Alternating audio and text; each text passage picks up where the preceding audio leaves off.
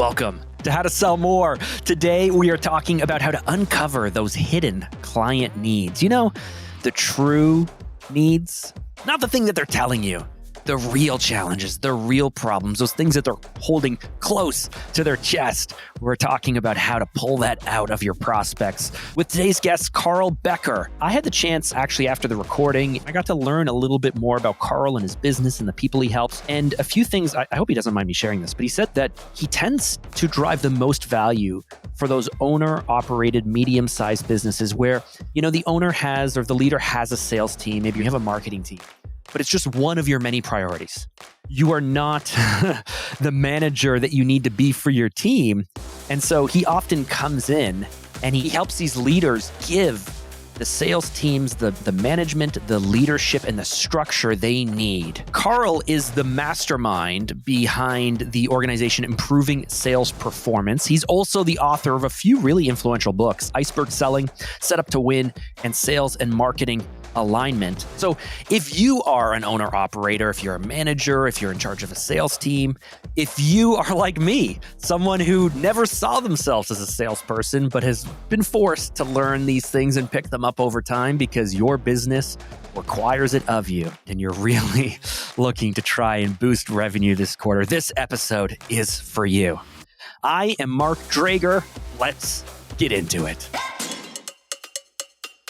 So Karl Becker, I want to talk to you about Iceberg Selling. What is it? Let's get into it. It's this really interesting approach to selling. What is Iceberg Selling? Yeah, thanks for asking that. You know, I think all of us as salespeople, we already know we're supposed to build rapport, build relationships, and be good listeners, right? Those are kind of table stakes. But what I've learned over the years is everything, including myself and you and our customers, they're all icebergs. And if you think about an iceberg, what do we know? Well, if you ever watched the movie Titanic, there's a ton under the surface that we don't see, right? And that's why that ship hit it, right? And so my whole premise here is if we can begin to look at everyone as an iceberg, our clients, the people that we're having those initial appointments with, and realize they're only showing us about 10% what's really going on, as a salesperson, if we just live there, how are we going to ever really know the real solution that they need, right? Because we're only looking at 10% of the story.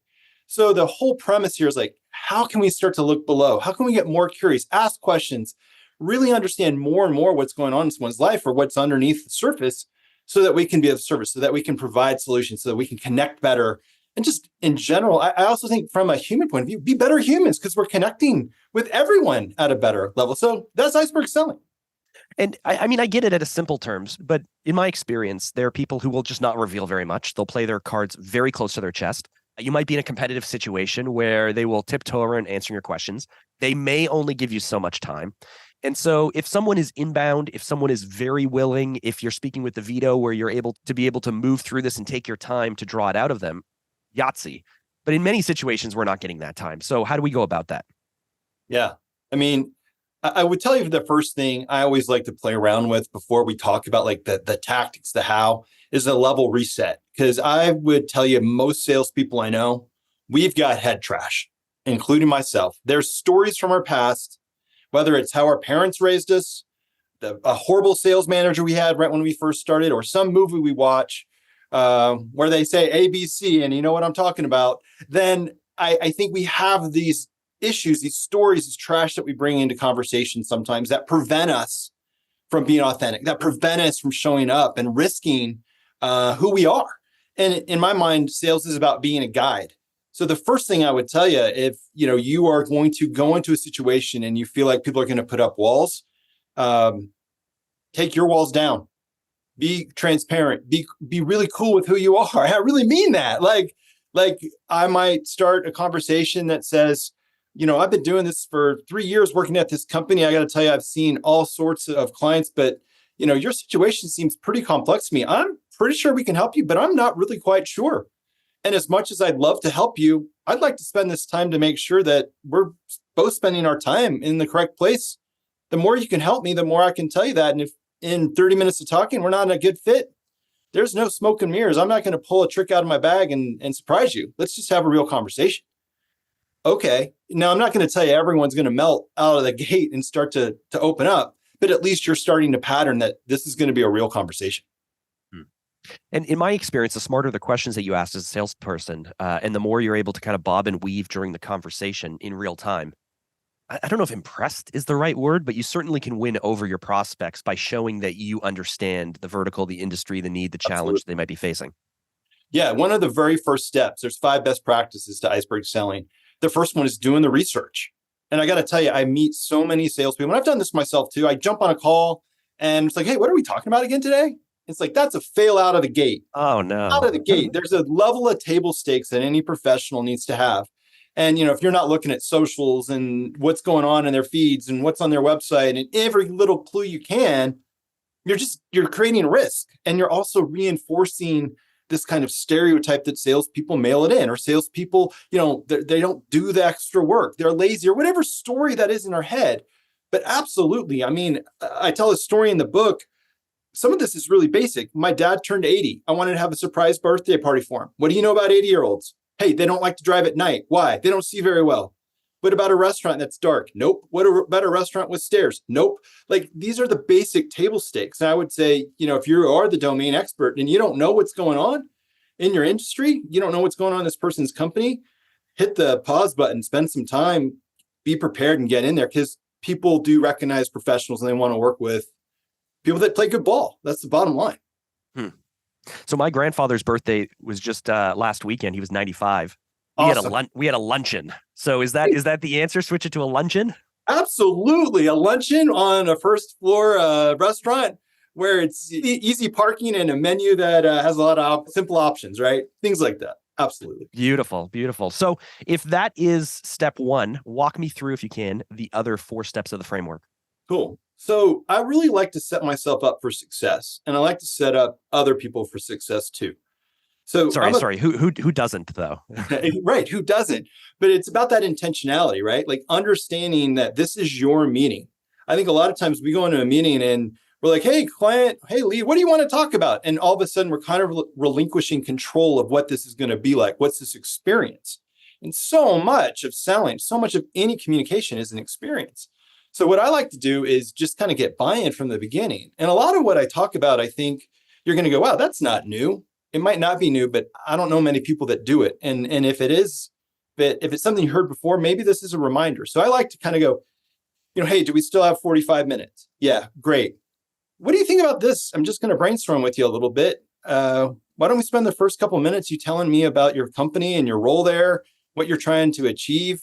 And then I'll share a little bit about me, even how I started to work here, why I have this job, why I love it, why I've been at this company, and how we work with our clients.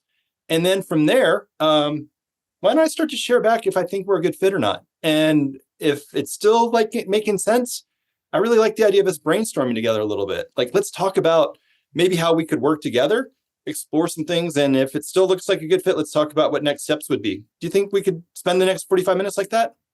I got to tell you, I'm 51 years old. I don't think I've ever had anyone say, no, Karl, that's a horrible idea. Because at the worst, they're going to say, you got 20 minutes. And you go, right, okay, let's adjust. But any professional wants you to manage their time quickly. And the only reason they're on that call is you have some value that they don't know about. They need the value you have. So make it efficient, make it high value, create an experience where they're like, this guy plays good ball. He did the research. He knows what's going on. I know there's no smoke and mirrors. There's no surprise. He's just set the stage. Let's execute. So that's step number 2. I kind of mentioned the next few. I'm happy to pause in case you have a question, or I can keep going. Do you tend to go into meetings with an intention, either around not about outcome, but around feeling, around experience, around what you're hoping you'll be able to share or provide? Because I found in the past, if I come in reminding myself, like, this is supposed to be fun, just something as simple as that, like, this is supposed to be fun, I will go into the meeting trying to have fun. And I will network a little bit more, and I'll sell a little bit less, and I'll be more curious because I'm just trying to have fun here. Do you tend to set those types of intentions in step 2?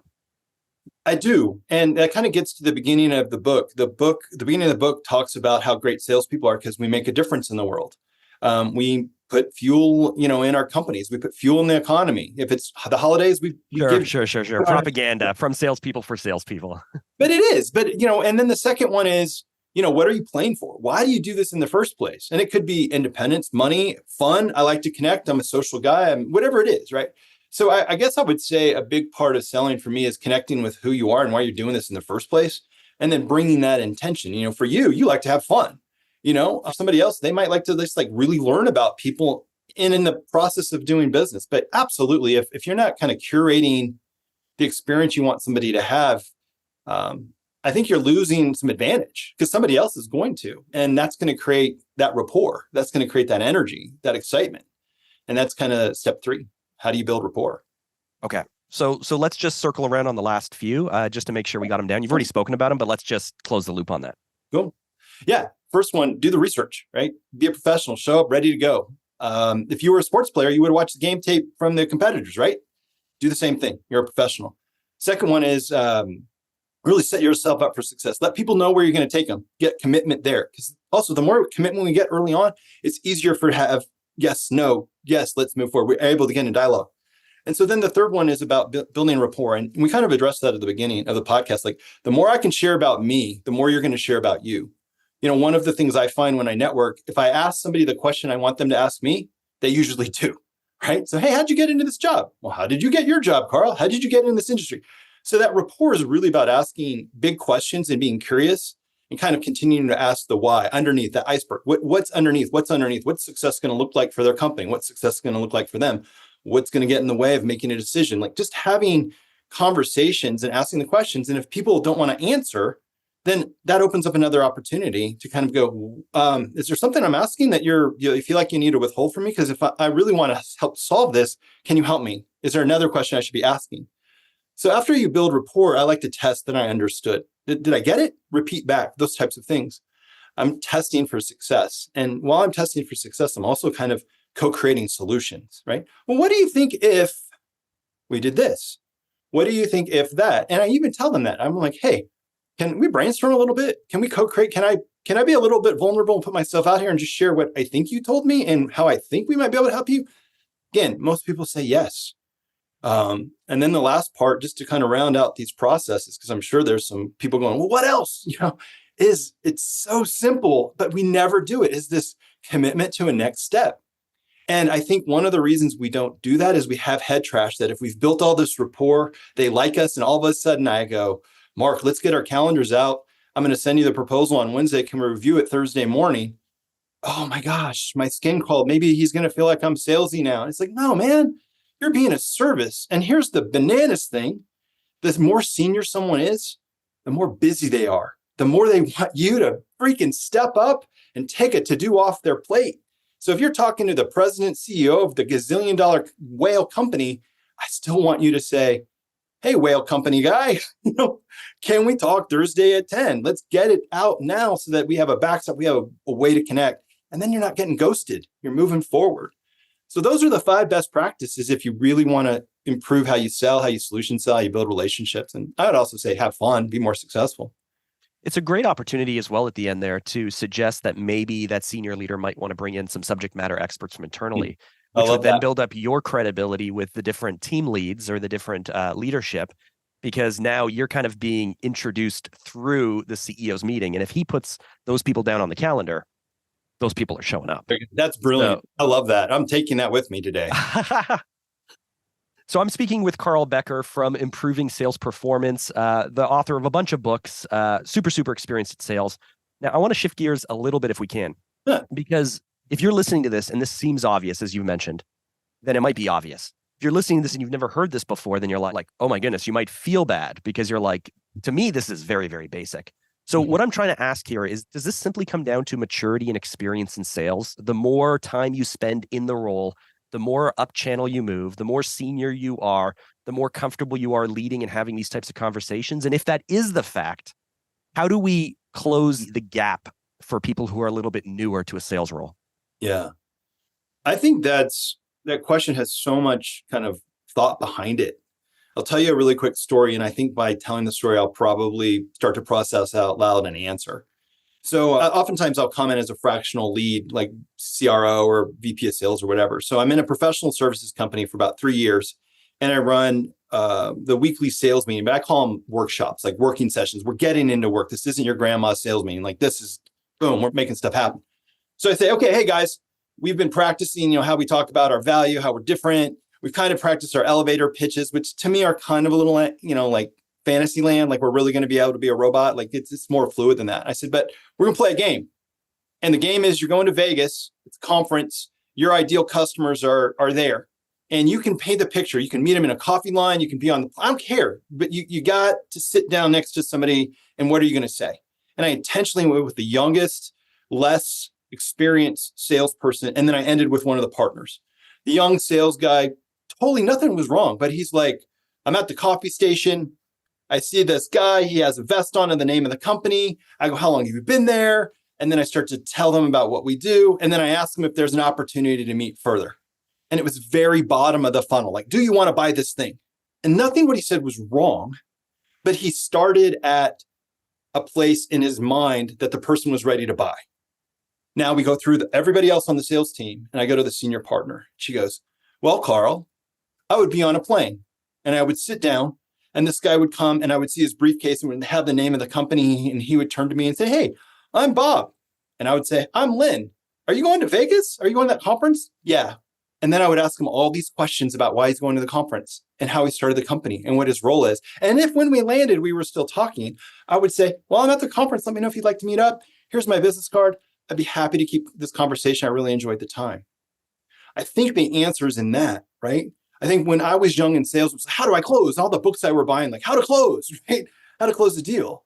But what I think a lot of us forget was that it is a journey. It's a series of micro yeses and nos and experiences. And so I think I would answer your question with this. Some of it's just time in the seat, but you also have the ability to get reps quickly. And there's probably people in your company or in associations that will buddy up to you and share their wisdom. That perfectly actually explains it, I think, because something that I've just recently done in the last, just this quarter, actually, I go to a number of events. I'm part of a number of masterminds. And I've realized that I can talk to anyone about anything.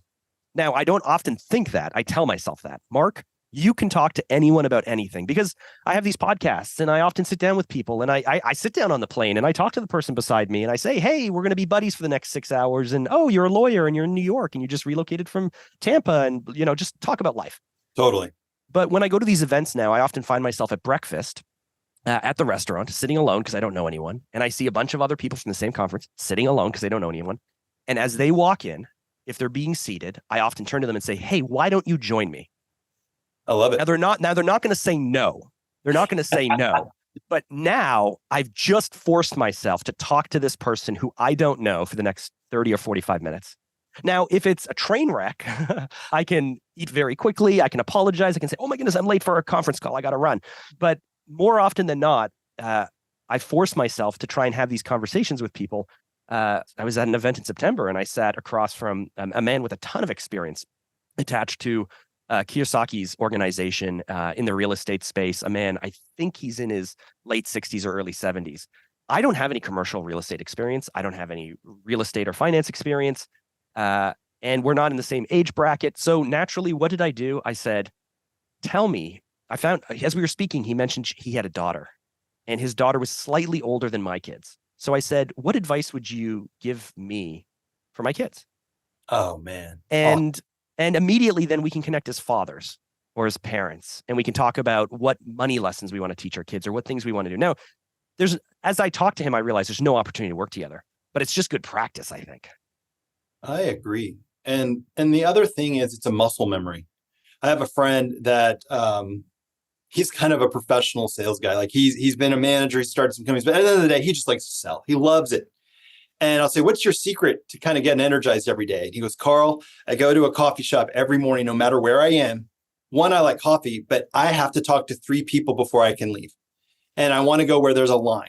And if I can connect with the barista or somebody in line, then I'm like charged. That was my pre-game. Is this guy an extrovert? Because I think many people will be surprised to know that I'm actually an introvert. Like this is hard for me to be able to bring the energy up, to carry the conversation, to lead it. I have to put in a lot of practice so that way I don't like get bored or tired or what have you. Exactly.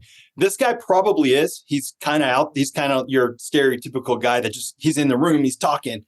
But I will tell you, some of my closest friends, some of the best consultants I work with in this industry, and I would even say myself, I'm probably right in the middle. I can flex between introvert and extrovert or introverts. And I think all you need to do is get that person to sit down and then ask that big open-ended question and listen. And I think I think there is kind of a myth that you have to be an extrovert to be really good at sales. And I would say, I don't think so. I think the more you can listen and connect and just be really present, and not feel like you have to be the loudest voice, people feel that. They feel that you want to invest in what they have to say.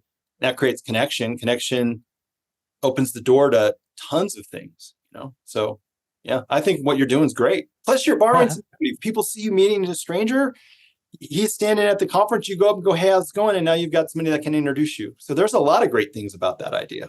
Well, that's actually a smart one that someone has told me that I haven't tried yet, which is hey, you've been here, you're really well connected. Are there 2 or 3 people that you believe I should connect with? Oh, yeah, that's bold. And I don't know if I've had the courage to do that yet. And I don't know why. It's really simple. It's not hard for the ask, but there's a lot of these tools, as we mentioned, that are simple, but it's just about us putting in the reps and doing it.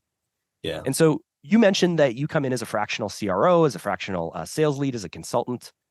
Help us understand what is actually holding back most sales organizations. Let's imagine that you have anywhere, maybe smaller sales team. You have a team from like 6 to 20 people. So we're not talking about enterprise level. But what are these organizations failing to do? And what are you coming in to fix often? Yeah, well, I'm glad you said that number. That's usually where I'm living. It's kind of dead on. There's not like one thing. So I'll just kind of freestyle the things that I see. I'm looking at my book, Sales and Marketing Alignment, right now. So that's probably what just triggered it for me. A lot of times I find there's no communication between sales and marketing. And I don't even they don't have to be like holding hands, running down the beach in love. But it's like, if I was a salesperson and we had a new product and I was at a trade show or a conference and I'm using the messaging that was giving me and it's not connecting and I pivot, who's going to go back and tell marketing that? Now, hold on. Is there something in the water? Because I would say for the last 4 or 5 episodes, this has been a theme that has been brought up by our guests over and over and over again. And so I kind of get it, but I'm surprised. We had Perna on the podcast, who is a content lead at LinkedIn, who is the supplier of the year at LinkedIn. So not a small organization. And she wrote a book on this. Mm-hmm. We've had past guests speak about this need for a CRO that can bring in both the sales and marketing sides. Yes. Is this a new phenomena? Is this something that we're just kind of waking up to? I'm surprised that it's brought up so often. I think it's probably 2 things. One, it is important. It is going on. I don't know why. I mean, I feel like we could probably listen to podcasts from 10 years ago and there's somebody saying this, but I don't know if it's the explosion of how much digital lead gen happens and maybe the softness of some sectors of the economy, and people are looking at effectiveness of sales and marketing. It could have been a little loose the last 2 years or 3. And now it's like, okay, well, wait a minute, we have to make some decisions. And, is it sales? Is it marketing? Is it both? What are we going to do? So I think there's probably some macroeconomic pressure happening. I also think there's a maturity of leaders. The CMO 5 years ago that 55 or 60, think about how they grew up, and versus the CMO now who's 45 or even 30. And CMOs are sitting in roles for as little as 18 months on average. Yeah. So I think there's something just naturally happening. I also think we're always trying to find more and more effectiveness of our overall sales and marketing strategy, our sales funnel. And I think we're getting to the point where we as business owners or consultants, people that are trying to make the systems work, go, how come this is so wasteful? Marketing has all these leads, but sales says they all suck. What the heck? And sometimes I just tell people, it's no different than Iceberg Selling, bringing people together, finding out what's underneath, having those serious conversations where you're curious, asking big questions. You don't know what's going to happen. Possibility is going to happen. So that's the first one. A lot of times it's just like, hey, is everyone talking? Can we audit our journey or our system? Where is it breaking? And there's usually gold in our CRMs but we're out trying to find new mines. And it's like, they're right here in our backyard. So one of the big things is just bringing people together. And then the other is trying to find quick wins. And then I think from a team point of view, I have found more and more that sometimes these sales organizations just need an accountability chart. What are my roles? What am I supposed to be doing? You hired me to be a farmer, but now you think I should be out doing biz dev. Like, wait a minute, I didn't agree to that. So sometimes it's just a reset of who are the players and where they are on the field and how do they all work together. It's a lot of times this stuff is the basic stuff, but we're so driven to hit numbers that a lot of times I think we try to take shortcuts and we miss the fundamentals. Yeah, because I mean, I come from a marketing background and an agency background. I've owned an agency since 2006. And I like to talk brass tacks, right? We can work to increase lead gen, but then our quality of leads are going to drop. It's just a byproduct of the fact that if we bring in more volume, the quality will drop. We can work to increase the quality of leads, but then the volume is going to drop. And you can bring on a salesperson, I think, often and hope that they're just going to take care of everything and figure it out for you. But the reporting, the CRM, the tracking, the follow-up, the accountability, the training, the sales enablement tools you have to produce, the marketing and lead gen that you have to produce, the onboarding of the client, and then taking them post-sale and moving them through the funnel or the delivery process. Often, I don't think people realize how much time and investment and man hours or people hours it takes to actually build out a system that works. 100%. And if they did, they would go, wait, hold on. We have to do all of this work just to get this sale. And I don't know if people would jump in off the deep end in many of these programs or many of these systems or many of these investments that they make if they realize that that's only 1/5 of the entire system and you need to make the entire system work.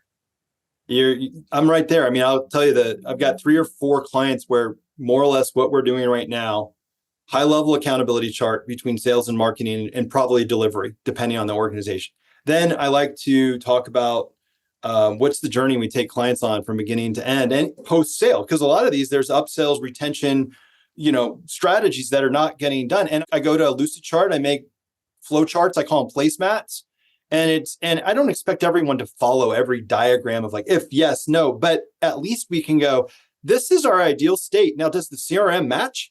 Does the dashboard match? Does the KPIs match? Well, no. Okay, well then how are we going to monitor the system to see where we can find lift points or fix? And you're right. I mean, I tell people what we're going to do. And some people are so thirsty and they're like, oh my God, whatever the budget is, do that. And others are like, well, I don't know if we really need that. And at some point it's like, well, if you're trying to build a scalable, highly functional sales team that's not dependent on 1 or 2 people, this is how we do it. Oh, Karl Becker, this actually has been a really fun conversation. I love being able to bat around with someone with your experience, like just the quality conversation, being able to throw really hard questions at you, have you answer them and provide so much insight. So final question for you. It seems like the entire time we've been talking about quality questions. What is your favorite question to ask someone? Wow, I love how curious that question is. And wow, what a powerful conversation starter too. Like if you were meeting me at that breakfast and I sat down, like the story you told me, you asked me that question. That's a good one. I love asking people what they're playing for. Like, why are you doing this? Like, what are you playing for? And I'll get everything from my future self.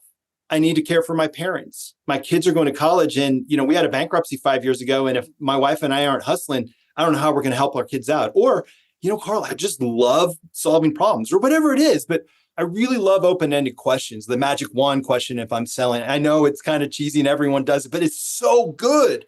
And the one where I like to ask somebody, what are you playing for? Why do you get up in the morning? What are you playing for? It opens up possibility. And one of the things I play for is possibilities. Okay, to wrap up this talk, we're going to hit the 3-point roundup. Key lesson number 1, do what Karl suggests. Take the iceberg selling approach. And as you know, it just basically means let's not stay at the surface. Let's make sure that we really understand the full scope of a client situation. Right before I recorded this, what I am saying to you right now, I just got off of a call with someone where we had met multiple times. We developed a full strategy, and then halfway through that strategy, I found out that our prospect does not need any of this work done at all. And everything came to a grounding halt. And that's not on them. That's on me. I did not take the time, as hard as I worked at it, I did not take the time to fully understand the situation, because otherwise I wouldn't have been caught off guard halfway through a presentation. So we gotta go deep. Key lesson number 2, adaptability is everything. We need to be adaptable. I'm going to keep using this example, just like the meeting I just came out of. We had an hour booked. Halfway through that hour, I realized none of this matters. None of the work I've done matters. So I stopped the presentation, apologized, But then my prospect said, this is all well and good and interesting, but this is actually what I need help with. And I went, great, let's shift gears. Let's adapt. Let's spend the next half an hour of time we have together scoping that out.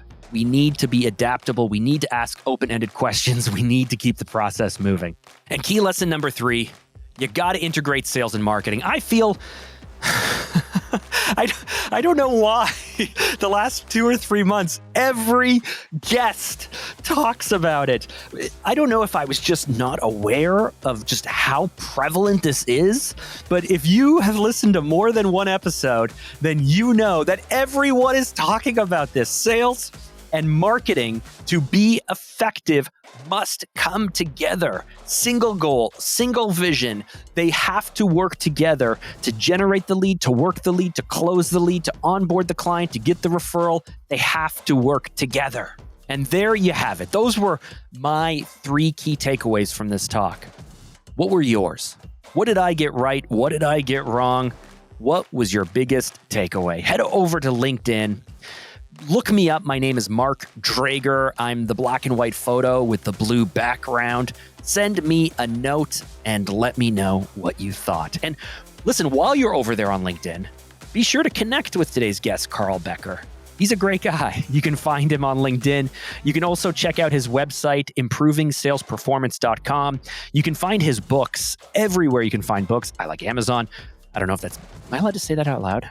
Are people allowed to admit that they like Amazon for books, or are we still supposed to somehow hold this nostalgia and romance for the little local bookshop, which frankly doesn't exist that much anymore? But anyway, his books, Iceberg Selling, Set Up to Win, and Sales and Marketing Alignment, is available everywhere. And one last thing, if you've made it this deep into this episode, you probably should subscribe, and here's why.